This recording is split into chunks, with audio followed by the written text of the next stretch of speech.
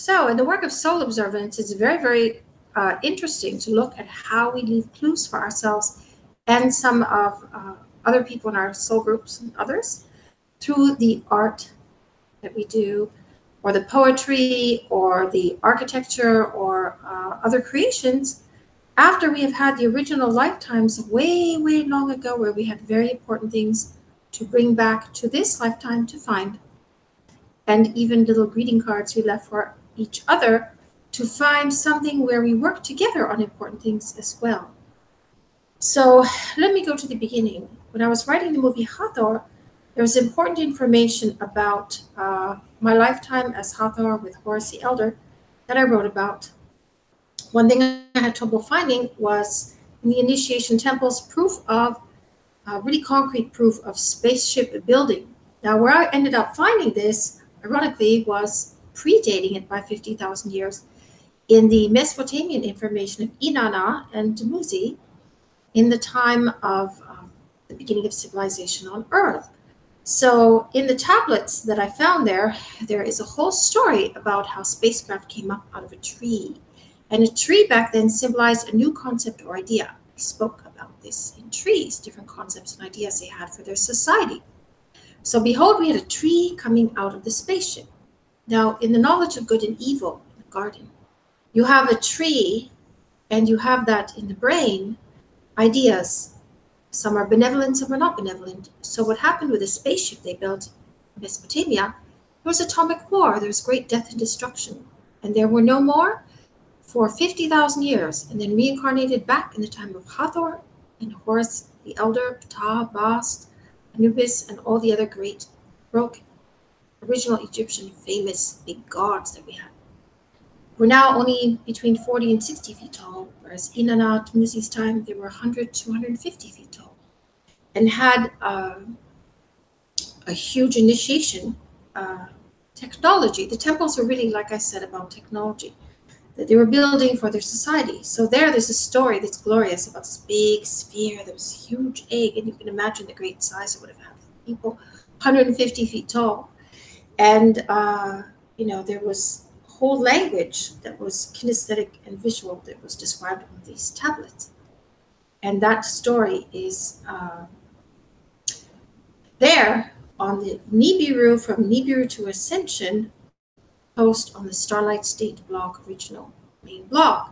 Also, read the Hathor page before, and you will see, higher up in the blog, more recent post, you will see what correlation is, because both are very important. It was about the same group of people coming back after the devastation of atomic war. So you see the Garden of Good and Evil. We have, on the one hand, the building of the fabulous spaceship, and then we have the atomic war, which is deeply seated then in the subconscious mind of people who have had trouble building anti-gravity up until today even, where we've discussed previously how religion has shrouded some of these symbols in great fear, not to go there, to sin, not to do certain things because it's against God and all this, right? So it was really bundled up in jumbo, mumbo-bumbo in all these religious traditions where we couldn't even remember the ancient teachings that we brought back lifetime after lifetime, usually through reincarnation. Because if you are killed and then 50,000 years later you resurrect another glorious civilization with the same skills and tools that you had prior, including wired light and all kinds of things, we didn't need AC outlets back then either. It was all wired from within. So we had very high technology. And there's more information on what I'm talking about in Ariana's new movie pre-trailer info. There's a series of videos on the writing of the movie Hathor that's very interesting. And also in the Blue Matrix Energetics info playlist, there's a few videos there as well. And this one, of course, and in the Starlight State blog. So what I found, and there's a cute little story about it, was other people from our group who identified themselves who using the same symbols they had as their past lifetimes of great importance in their art and other things they did, movies.